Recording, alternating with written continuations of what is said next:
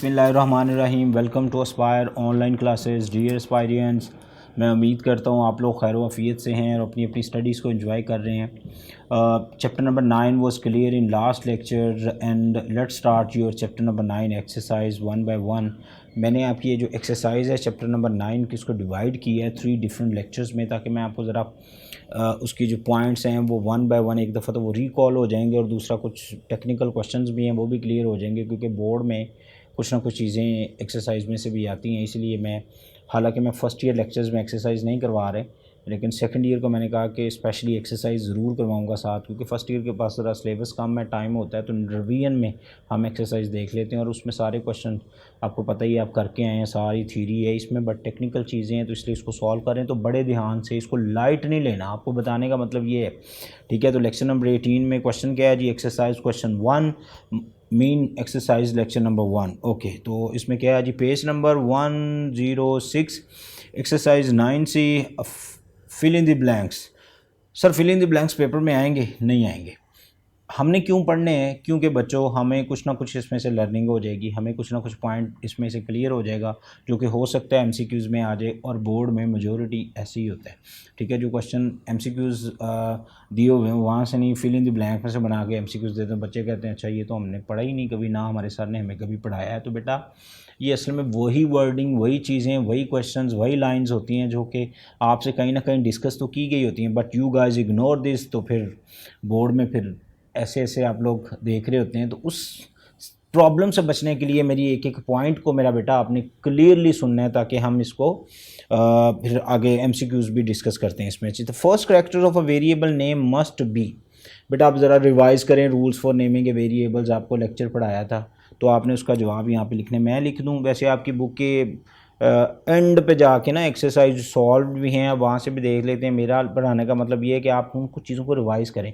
तो first character of variable name must be a character, ठीक है, कोई ना कोई करैक्टर। मतलब आपको पता है वेरिएबल 3a आप नहीं लिख सकते, आपने उसको a3 लिखना है, आप #3 नहीं लिख सकते, ठीक है। ये तो खैर आप लिख ही नहीं सकते। अंडरस्कोर ए, तो ये भी क्योंकि करैक्टर में आता है आप इस तरह लिख सकते हैं। तो मस्ट बी अ करैक्टर ये है।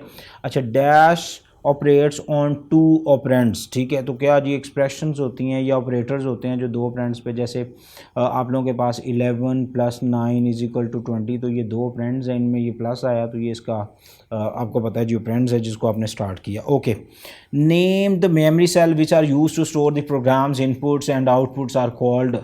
स्ट्रेट फॉरवर्ड बच्चों, वेरिएबल्स, ठीक है, वो वेरिएबल्स होते हैं जो कि क्या करते हैं, इनपुट और आउटपुट को रिसीव करते हैं।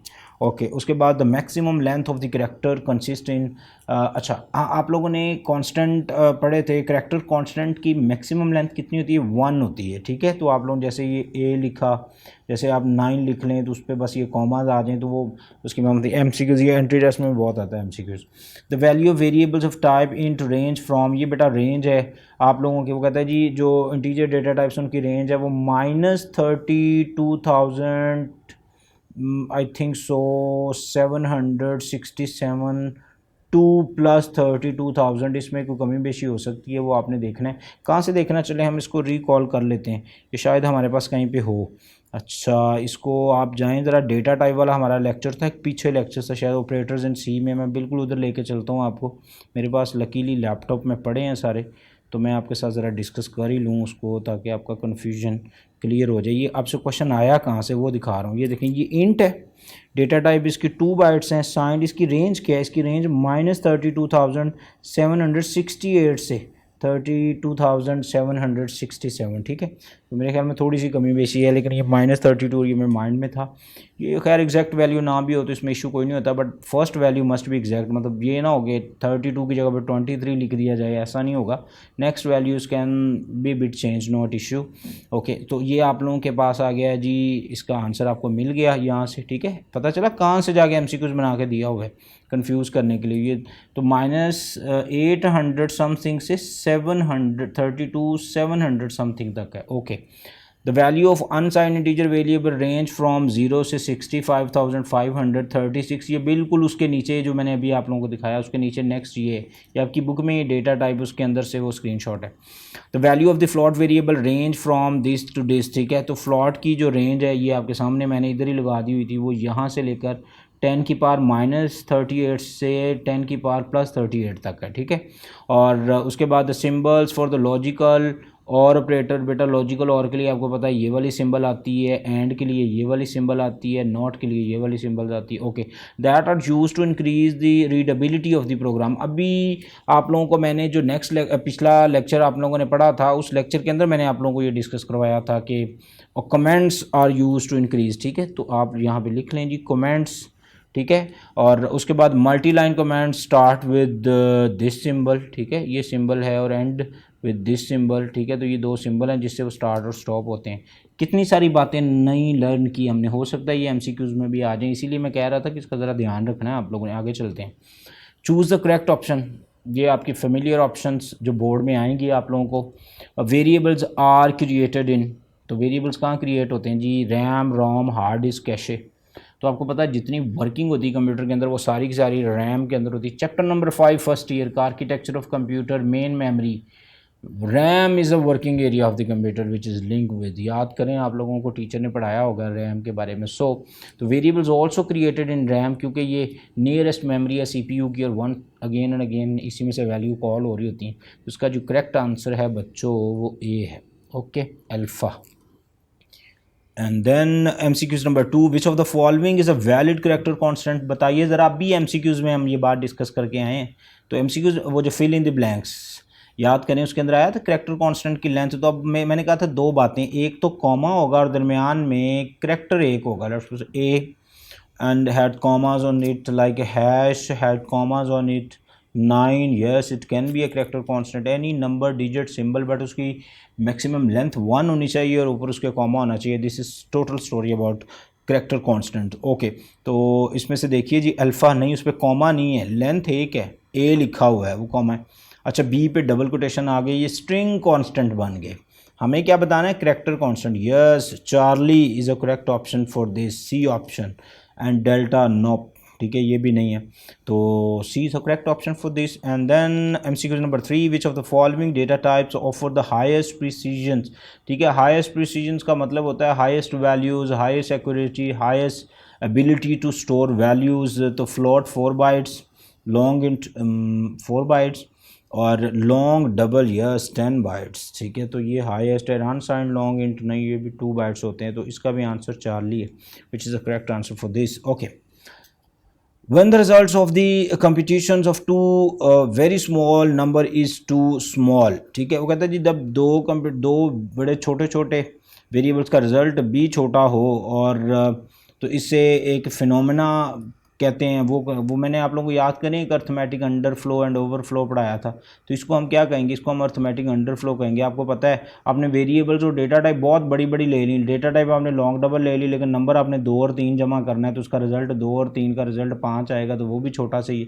तो रिजल्ट भी, इनपुट भी छोटी, रिजल्ट भी छोटे, और डेटा टाइप और वेरिएबल्स बड़े हाई ले। Data type exactly, not variable, variable can be anything, data type आपने बहुत हाई ले ली। तो मेमोरी तो आपने इतनी रिजर्व कर ली, बट वैल्यू इतनी सी है, तो उससे इशू क्या आएगा? इसको कहते हैं अर्थमेटिक अंडरफ्लो। जब आप लोग मेमोरी थोड़ी रिजर्व करें बट वैल्यू ज़्यादा, तो उसको हम कहते हैं ओवरफ्लो, ठीक है। वो मेमोरी फिर ओवरफ्लो होगी। तो इसमें क्या है जी? अर्थमेटिक अंडरफ्लो, यस, ये वाली करेक्ट ऑप्शन है, which is beta. The symbol this represent comparison operators, assignment operators and equal to operators। बताइए जी, ये वाली जो सिंबल है ये किसको? सी के अंदर, यस, ये असाइनमेंट ऑपरेटर्स होते हैं। Beta is a correct option for this, ठीक है। ये आप लोगों को पता, और इक्वालिटी के लिए आपको पता है सी के अंदर डबल इक्वल टू ऑपरेटर्स आता है। मेरे ख्याल में हम लोगों ने पिछला जो लेक्चर पढ़ा था ऑपरेटर्स इन C2, उसके अंदर यही चीज़ें तो पढ़ी थी।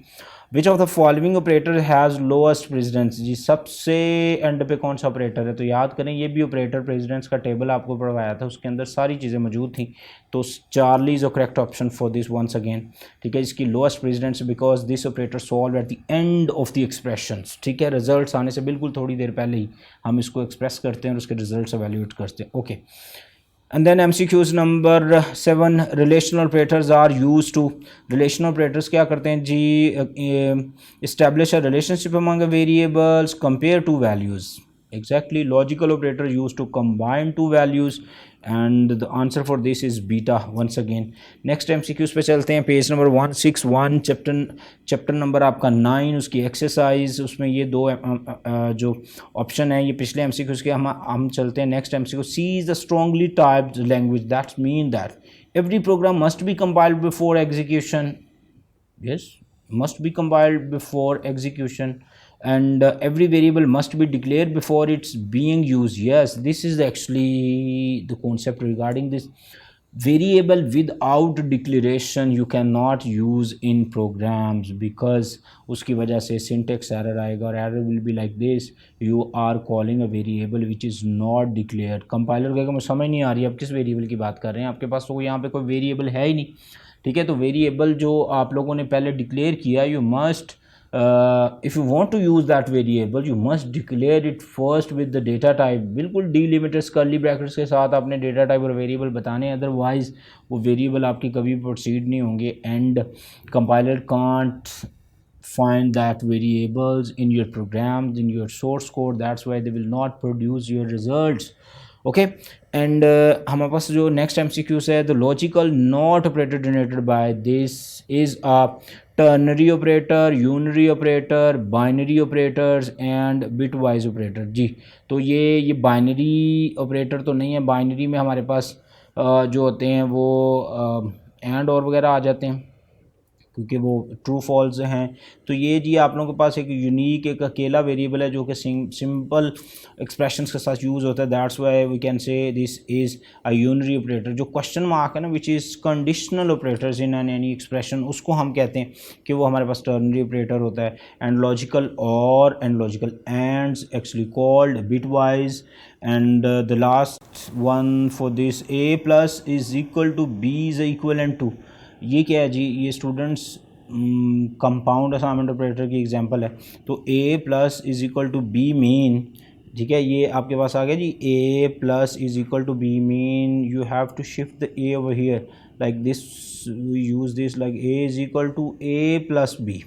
ओके, तो जो मैंने ऑपरेटर उसका जो मैंने उसका ऑपरेंड लिखा है, आपको उस ऑपरेंड को इक्वल टू की नेक्स्ट लाइन के ऊपर शिफ्ट करना है ताकि उसको हम एवेल्यूएट कर सकें। ओके, तो ये आप लोगों का इसका जो रिज़ल्ट आएगा देखें कौन सा है जी, alpha nope, beta nope, Charlie yes Charlie, because a is equal to a plus b, इसका करेक्ट ऑप्शन, और इसकी ये वाली है unary. Okay, so the question number 3 for your exercise, write T for trues and F for the false। आपका इम्तिहान शुरू हो गया बच्चों, मैंने तो आप लोगों को पढ़ा दिया, सारी चीज़ें करा दी हुई हैं, अब आपने मुझे बताना है, आपने बताना है तो मैंने टिक लगानी है। चलें MCQ question number 1, print f scan fs are standard identifiers. Yes they are standard identifiers, so put T over here। Okay, in C language whole variable must be declare before being used. बिल्कुल आप इससे दो MCQs पीछे ज़रा move तो करें, और उसके अंदर मैंने आप बताया था C was strongly typed language, this mean that variable must be declared if you want to use them in your program, and we had 4-minute discussion regarding variables and their declarations। Okay, so all variable must be declared, yes, this is once again true case। and standard data types are not predefined in C language। जी standard data types जो हैं जो C के अंदर वो pre defined नहीं है, C language के अंदर ऐसा नहीं है, वो प्री डिफाइंड हैं, तो ये आएगा जी। अच्छा, standard data types are not, तो ये फॉल्स आ जाएगा। ओके, उसके बाद the double data types require 4 bytes in memory, तो नो, डबल रिक्वायर्ड 8 बाइट्स, तो ये भी फॉल है बच्चों, क्योंकि जो फ्लॉट है वो 4 बाइट लेती है, डबल 8 लेती है, और लॉन्ग डबल 10 लेती है, मुझे याद है। अगर आप लोग, हम वापस चलें 1 मिनट, ये आ गया जी लॉन्ग डबल, कितनी बाइट्स हैं बच्चों, ये देखें ना, फ्लॉट की 4, डबल की 8 और ये 10 है, देख लें, तो इसीलिए ये अब ये क्या आएगा, ये फॉल आएगा। अच्छा, in scientific notation the exponent represent the value of the numbers and mantissa represent the power of which it is raised. Once again this is false case, and the symbols for the modulus operator is this, yes this is true case। ठीक है, आपको पता है modulus actually is integer remainders। the symbol, this one is used to compare two values, nope, actually this is used to assign two values, and if you want to compare we use this one, or maybe this one, and maybe this one. Okay, so the assignment operator basically not used for any kinds of comparison. Actually, this operator used to assign values to the variables in memory or in your coding. And so what we put over here, the symbol is equal to used to compare two values. Now तो ये बच्चों हमारे पास आ गया false. And then we will go on the next. Operators precedence determine the order of evaluation of operators in an expression. Yes, this is true case because operators ये तो बताते हैं कि कौन सी एक्सप्रेशंस के अंदर multiple operators, so which operators will execute first and which will be executing next. Because हमने एक डिमास रूल पढ़ा था which division multiplication addition subtraction. That rule actually totally apply on operator precedence as well. वो basic mathematics था, but C has its own operator precedence chart. That's why you have to learn that, and I already mentioned that please do practice if you want to learn the operator precedence. Okay, for many compilers a C variable's names can be up to 31 character for many, but in C it's correct. Okay, so for the C compiler a C variable names can be, yes, this is true case. Okay, so C programs can only use the lowest numbers in the variable. No, false. You can use any variables in capital and small, but observe this, or be familiar or be memorized what case you use at times of declaration and what case you are using at the times of calling or initializing. Because if you declared a capital A, so you use to capital A across the program, because C is case sensitive language. Capital A, small a, two different variables, two different alphabets, because it's totally depend on ASCII table. And if you look ASCII tables, the small a and capital A have two different ASCII numbers. That's why be careful regarding cases, because अगर आपने small lower case की confusion create की, the program will not evaluate, और आपकी examiner आपके marks भी deduct कर सकते हैं. So तो ये आप लोगों की स्टोरी थी जो आपको मैंने लेक्चर एक्सरसाइज के लेक्चर नंबर 1 के अंदर डिस्कस करनी थी. उसके बाद इंशाल्लाह नेक्स्ट में हम एक्सरसाइज के रिमेनिंग क्वेश्चन भी डिस्कस करेंगे. अपना बहुत सारा ख्याल रखें. अल्लाह हाफिज़.